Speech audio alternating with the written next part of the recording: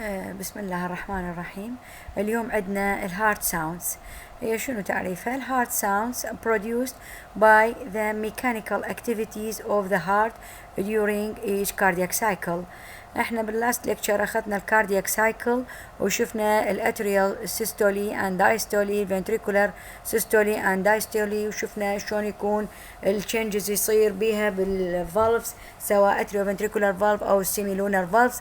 ف according to the closure of these valves and to the rushing of blood flow فراح نسمع sounds.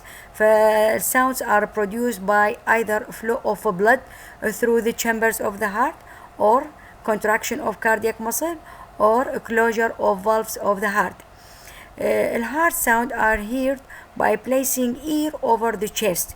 يعني إذا ما عندنا لا سماعة ولا ميكروفون ولا بالطريقة الجرافيكالي، ممكن أنه واحد يحط إذنه على الchest ويسمع النبضات الضربات مالت القلب. These sounds ممكن هي بالحقيقة عندنا four heart sounds. The first one and second one اللي هي يعني تنسمع بالسماعة كلش audible، من يحط السماعة الطبيب رأسا يسمعها. والفيرست والهارت ساوند هما كلاسيكال هارت ساوند تكون كلش prominent and resemble spoken words، تشبه اللب دب لب دب respectively، هالشكل يسمعها. هذول التو هارت ساوند are heard by using stethoscope، بس يحط السماعة رأسا يسمع هذول الصوتين. وهذول دائما الأصوات كلها يعني هي تجي ويا لما نسوي مخطط الاي سي جي تشوفون كل هارت ساوند إلى سيتويشن معين بالاي سي جي.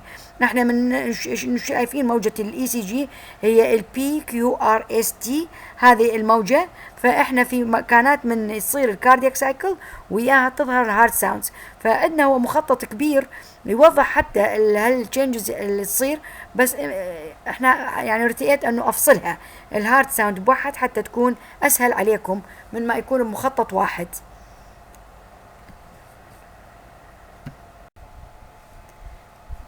عندنا هسه الفيرست هارت ساوند.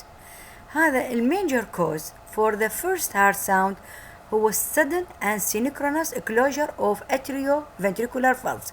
ايش قلنا الفالفز الموجوده عندنا؟ الميترال فالف والترايكاسبيد فالف. دائما الصوت ينسمع لما مثل الباب لما تنسد تنطي صوت، لكن من تنفتح ما بيها صوت. فالفيرست heart sound is heard when synchronous closure of atrioventricular valve. The second heart sound is produced due to sudden and synchronous closure of semilunar valves اللي هي وين موجودة؟ بالإيورتا وبالبلمونري artery. فهذولا ينسمع عندي second heart sound. The third heart sound is low pitch sound and is produced during rapid filling period of cardiac cycle. هو inaudible sound by stethoscope ما ينسمع. It can be heard by using microphone. The third heart sound is produced by rushing of blood into ventricles during rapid filling phase. بالحقيقة في أكو بعض الحالات ممكن أن نسمع third heart sound بالسماعة. هذا شو وقت نسمعها؟ نسمعها بالchildren وبالأثليتس، بالأطفال وبالرياضيين. وبعض الباثولوجيكال كونديشن ممكن الثيرد هارت ساوند becomes loud and audible. مثلا عندكم الاورتيك ريكورجيتيشن، الارتجاع من الاورتا، الدم يرجع مو ينسد ويرجع دم من الايورتا الى الفنتريكل. وبالكاردياك فيلر والكارديومايوباثي والدايليتد فنتريكلز ممكن ان ينسمع بالسماعه الثيرد هارت ساوند. ودائما هاي الهارت ساوند سواء الفيرست سكند ثيرد فورث تجي متزامنه مع الاي سي جي. فمثلا الثيرد هارت ساوند it appears between T and P waves of ECG. إلها مكان تظهر بين ال T وال P wave، وكل وحدة منها إلها بالإي سي جي مكان مثلا تظهر. مثلا السكند هارت ساوند تظهر عندنا after the peak of T wave، إلها وقت تظهر به بالإي سي جي، فهي تكون متزامنة معه يعني لما نريد ندرسها. عندنا الميثودز اوف ستدي اوف هارت ساوند. عندنا الهارت هنا البارتس اوف ستيثيسكوب. تشوفون هذه هي عبارة عن ال A ال E. عندنا الكاردياك مرمر. شنو معنى الكاردياك مرمر؟ هو abnormal heart sound، بالعربي يسموه الوشة، تسمع ويا صوت القلب ويا اللب دب اكو فد وشة يسموها المرمر. هذا الساوند كان heard by stethoscope along with normal heart sound، فيسموها احيانا هذا الكاردياك بروت. الابنورمال sound is produced because of change in the pattern of blood flow. فنورمالي البلد فلو شلون يكون يمشي؟ عندنا بالبلد فيزز والهارت يسموه ستريم لاين، ما بي اي صوت، طبقي، يعني طبقات لاير وحده على اللوخ. ستريم لاين يعني الطبقه القريبه من الاندوثيليال، بعدين اللي فوقها تكون شويه اسرع، الوراء اسرع، هالشكل. لامينر بلاد فلو هذا يسموه ستريم لاين او لامينر فلو، ما بي صوت. لكن لما يصير فدستينوسيس بمكان معين يصير عندنا الساوند يتحول الى تربلنت ساوند يصير. فهنا عندنا during abnormal condition مثلا بالفالفولار ديزيز البلاد فلو راح يكون تربلنت، فراح ينطي عندي فشي يسموه الكاردياك مرمر. الفالفولار ديزيز هي دائما هي اللي تسبب عندي هذا المرمر، مثلا ستينوزيس مالت الهارت فالف، او مثلا incompetence او weakening of the heart valve، فتنطي عندي هالمرمر. وعندنا سيستوليك مرمر، وعندنا دايستوليك مرمر، وعندنا كونتينيوس مرمر. هذه تخص الطبيب، ما لنا علاقة احنا بطب الأسنان، قدر تعلق الأمر بنا أنه نعرف أنه المرمر هو abnormal sound. هنا عندنا الفالفولار ديزيزز هي تو تايب اللي تخلق عندي المرمر. قلنا الستينوسيس أو الناروينج of heart valve، the blood flow rapidly with turbulence through narrow orifice of the valve resulting in مرمر. هذا واحد من الأسباب اللي يخلق عندي المرمر. اثنين الانكومبتنس عدم كفاءة أو weakening بالهارت valve. when valves become weak it cannot close properly it causes backflow of blood resulting in turbulence. هذا المرض يسموه حالة مرضية يصير عندي turbulence، هو regurgitation or valvular insufficiency، يعني يرجع الدم أو عدم كفاءة الصمامات، يخلق عندي شيء اسمه المرمر. عندنا شنو معنى الإلكتروكارديوغرام أو نسميه الإي سي جي. كلكم شايفين من تروحون للطبيب تحتاجون في إذا أكو عندكم فد لا سامح الله فد خلل بعمل القلب أو شيء حالة مرضية معينة تستوجب تخطيط القلب كهربائيا، فيسووا له فد شيء يسموه إلكتروكارديوغرام أو الإي سي جي. شنو الإلكتروكارديوغراف؟ هو عبارة عن instrument أو يسموها ECG machine by which electrical activities of the heart are recorded.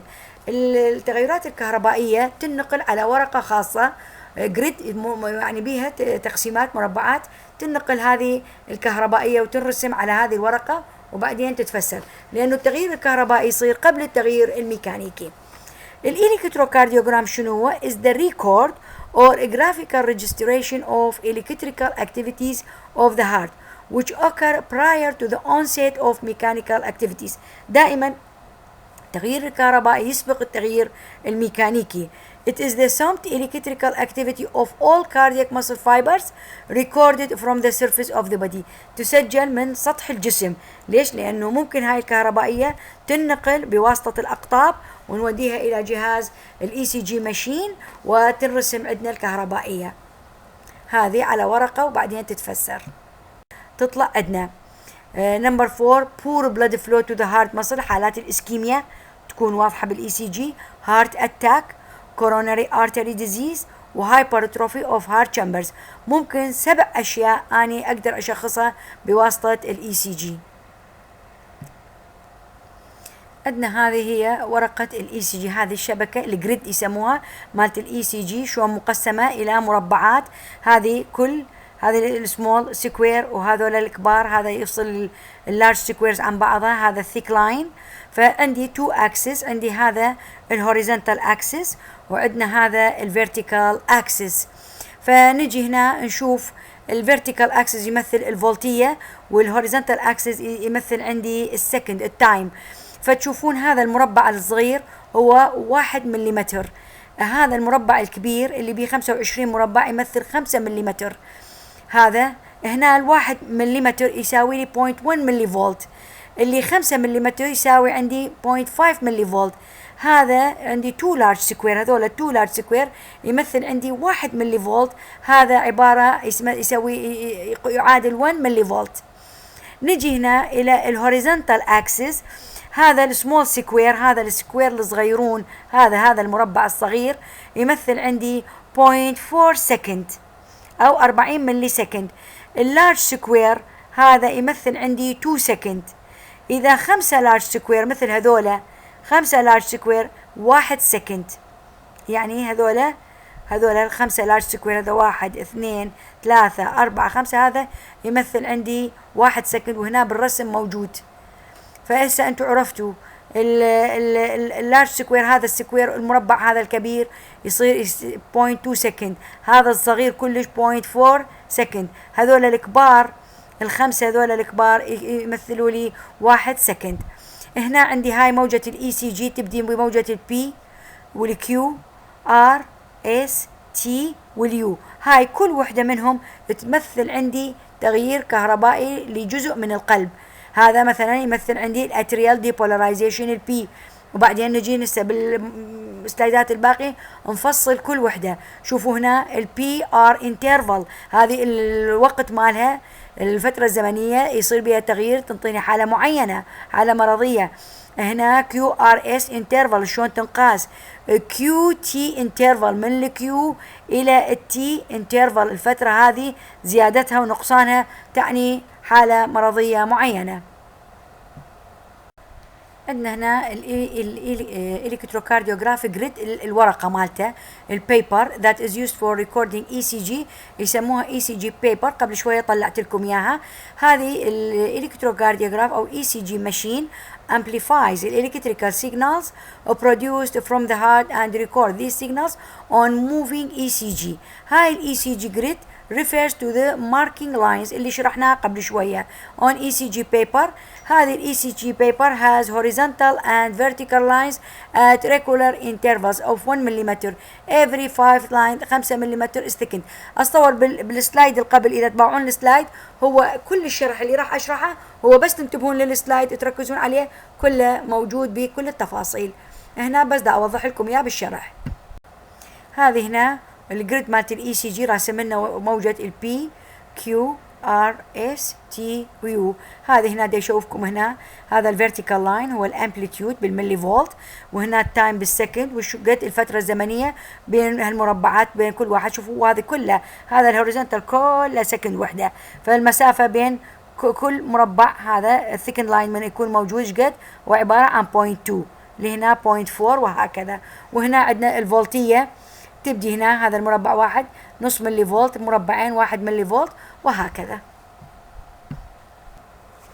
هنا عندنا الديوريشن of different ECG wave is denoted by vertical lines، فيقول الانترفال between two thick lines اللي هي 5 ملم يساوي 0.2 سكند، والانترفال between two thin lines اللي 1 ملم هو عبارة عن 0.04 سكند. هنا عندنا الامبليتيود of ECG waves is denoted by horizontal line، هو يمثل عندي time الانترفال between two thick lines 5 ملم يساوي نص ملي فولت، intervals between two thin lines اللي 1 ملي فولت 0.1 ملي فولت. السبيد مالت البيبر دائما adjusted إلى 25 ملم per second and 50 ملم per second. Usually the speeds of the paper during recording is fixed at 25 ملم per second، دائما على ال 25. If the heart rate is very high, the speed of paper is changed to 50 ملم per second. عندنا الاي سي جي ليدز. شنو الاي سي جي ليدز؟ اقطاب مالت الاي سي جي. حتى احنا نخطط الكهربائيه مالت القلب لازم نحط اقطاب على الجسم، على الاطراف، حتى تنقل الكهربائيه من كل اجزاء الجسم الى الجهاز. الاي سي جي is recorded by placing series of electrodes، هاي الاقطاب on the surface of the body. These electrodes are called ECG leads are connected to ECG machine. إذا أكو أقطاب وتربط إلى الماشين. The electrodes are fixed on the limbs. Usually نستخدم right arm وال left arm and left leg are chosen. الهارت راح يكون بهالحالة داخل مثلث تصوري imaginary equilateral triangle مثلث متساوي الأضلاع يسموه اينتهوفن triangle استنادا للمكتشف مالته. فايش راح يكون؟ راح يكون الهارت بالضبط واقع بين وسط هذا الاينتهوفن triangle. هذا الايكويلاترال triangle drawn by connecting the roots of these three limbs. هسه أعطيكم أشوفكم السلايد وتشوفون شلون الهارت واقع between these inside this triangle. والelectrical potential generated from the heart appears simultaneously on the roots of these three limbs. والكهربائية شلون تظهر بنفس الوقت على الأطراف هذه وتنقل إلى الجهاز. هذا السلايد يشوفكم هذا المثلث الافتراضي، هذا الإيماجينري equilateral triangle، وهذا الهارت موجود بداخله. بالحقيقة احنا عندنا الاي سي جي is recorded in 12 leads، عندنا 12 قطب which are generally classified إلى bipolar leads و unipolar leads. البايبولر leads تشمل عندي هذا lead 1 و lead 2 و lead 3. الليد 1 هو obtained by connecting right arm، هذه right arm and left arm. The right arm is connected إلى negative terminal of the instrument and the left arm is connected إلى positive terminal of the instrument.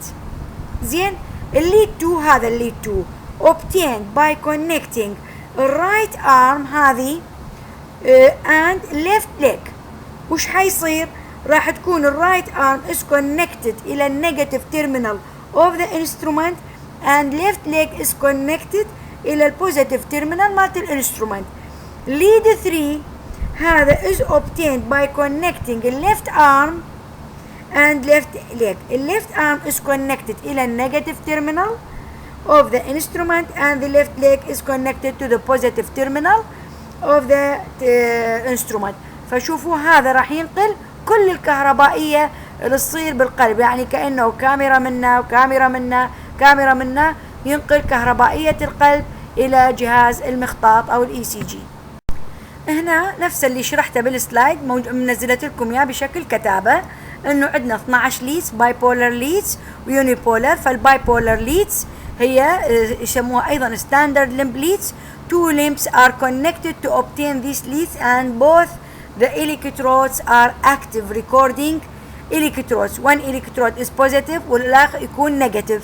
فعندنا الستاندرد لمب ليدز lead 1 lead 2 and lead 3.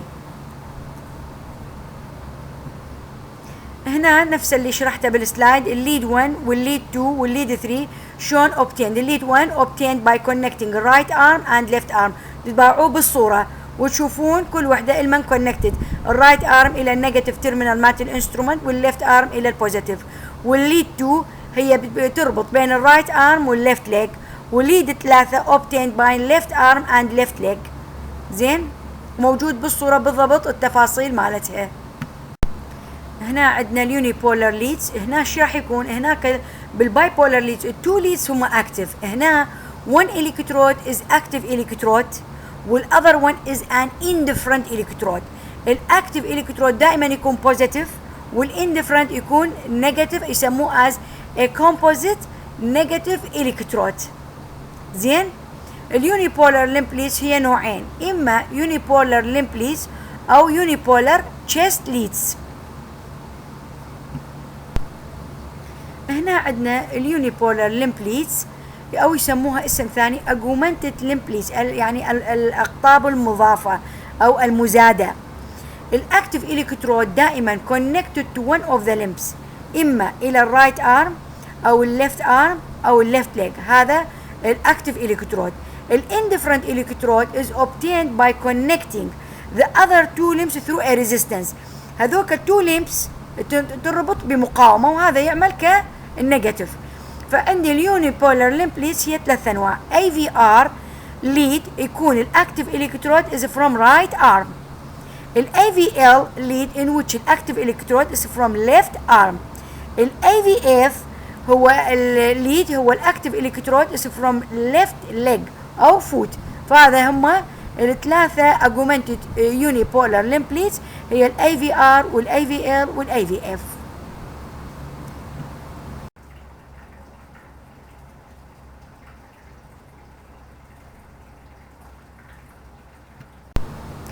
عندنا هسه النوع الثاني اللي قلنا unipolar chest leads، أيضا اسمها الثاني precardial leads. هذه أيضا بها indifferent electrode. هذا ال indifferent electrode is obtained by connecting the three limbs ال left arm وال left leg وال right arm خلال through a resistance of 5000 ohm. يربطوها بمقاومة، والactive electrode ينحط واحد من 6 مكانات على الchest. فالchest electrodes are and the 6 points over the chest يسموها من V1 إلى V6. هذه ال V indicate vector، معناها vector which shows the direction flow of current. هذا يشوفنا الدايركشن مالت التيار الكهربائي. هسه نشوف الصورة شلون تتوزع هذه الفيكتورز. هنا شوفوا الفيكتورز هذول من V1 إلى V6. ال V1 وين قاعد؟ over fourth intercostal space near sternal margin. ال V2 موجود أيضا over intercostal space near the left sternal margin. ال V3 between وين؟ واقع between V2 and V4. ال V4 over the fifth intercostal space on the mid-clavicular line. من هذا mid الكلافيكولار line، هذا نرسم خط مال الكلافيكولار لاين.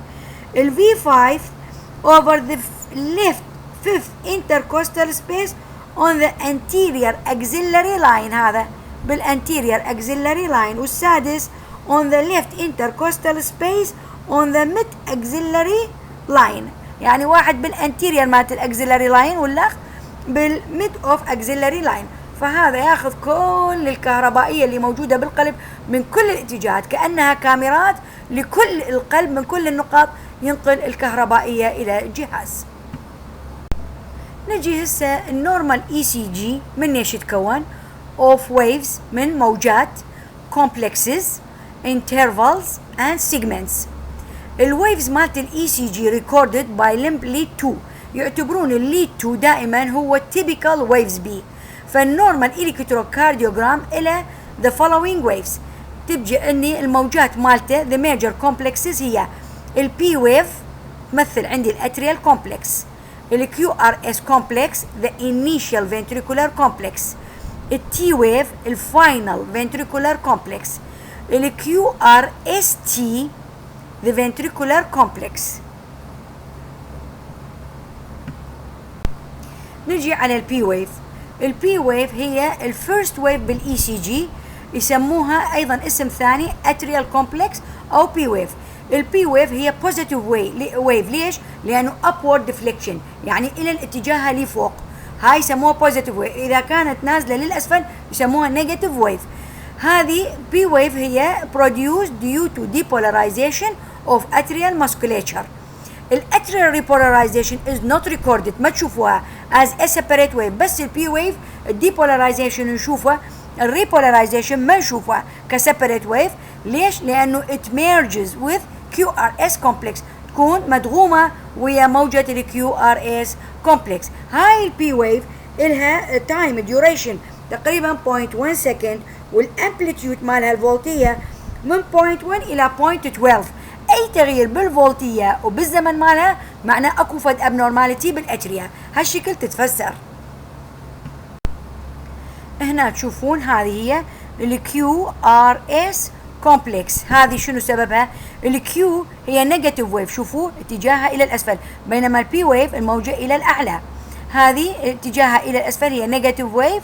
بعدين it is continued as the tall R wave هذه which is followed by small negative wave اللي هي اسمها ال S wave. زين؟ هذه سنجي نحكي كل وحدة شنو سببها. ال Q wave شنو سببها، ال R wave شنو، وال S wave. هنا نشوف ال QRS complex هي due to depolarization of ventricular musculature. بس شو تمثل عندي؟ ال Q wave هي depolarization of basal portion of interventricular septum، لأنه شلون تنزل كهربائية إلى الانترفنتريكولار septum بالبداية. بعدين ال R wave due to depolarization of apical portion of interventricular septum and apical portion of ventricular muscle. ال S wave due to depolarization of basal portion of ventricular muscle near the atrioventricular ring. يعني كل واحدهم ينقل الكهربائية depolarization مع جزء من الفنتريكل. نجي هسه التي ويف بعدها تجي هي الفاينل ventricular complex وهي positive wave is due to repolarization of ventricular musculature. هذا الجدول راح تشوفون البي ويف شو تمثل السبب مالها، الكيو ار اس الويف مالها، التي ويف الفترات الزمنيه البي ار انترفال شو تعني، الاتريال ديبولاريزيشن اند كوندكشن ثرو اي في نود، الوقت مالها ايش قد، اذا يصير تاخير زياده بالوقت او قله بالوقت ينطينا انه شلون الكوندكشن دا يصير. الكيو تي انترفال منين تبدي من الكيو ويف وتنتهي بالتي ويف، تنطي يعني انديكيشن عن الالكتريكال اكتيفيتي بالفنتريكل. والاس تي سيجمنت الاند اوف اس ويف اند اونست اوف تي ويف، هذه الكوز مالها الايزو الكتريك لاين. هذه هنا التايم مالها 0.08. كل وحده من هذول التايم لها فائده بالتشخيص. يعني هذه ايزو الكتريك بيريد، هذه هنا لازم نكتبها بالجدول ايزو الكتريك بيريد. فالديوريشن مال الار ار انترفال مهمه. كل الفترات هذه على ضوءها يشخصون شنو هي الحاله مالت المريض، عنده فيبريليشن، عنده فلتر، عنده هارت فيلر، عنده هارت بلوك. على الاي سي جي السبع نقاط اللي قلناها الطبيب منها ممكن ان يشخص. وهسه انطيكم سلايد اخير تشوفون اي سي جي مثالي نموذجي الى فيجر، كل الليدات موجوده به واضحه. هذا نموذجي. هنا شوفوا هذا ليد 1 البوزيتيف الويف مالته، ليد 2 بوزيتيف، ليد 3 بوزيتيف، الاي في ار نورمالي هي نيجاتيف، الاي في ال نيجاتيف، اي في اف بوزيتيف، في 1 في 2 في 3 هذول كلهم نيجاتيف، الفي 4 بوزيتيف، في 5 بوزيتيف، في 6 بوزيتيف.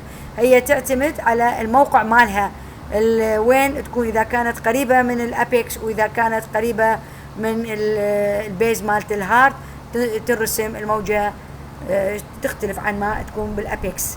زين، فهذه الطبيعيه. لما تكون الموجه بوزيتيف هي نورمالي تكون نيجاتيف من تصير بوزيتيف، فهي تعطي دلاله على حاله مرضيه. احنا بالفسلجه ناخذ فقط الطبيعي، الباثولوجيكال كونديشن هذه ينجازون بها جماعه كليه الطب. هذا وانتهى عندنا الاي سي جي، انتهت المحاضره.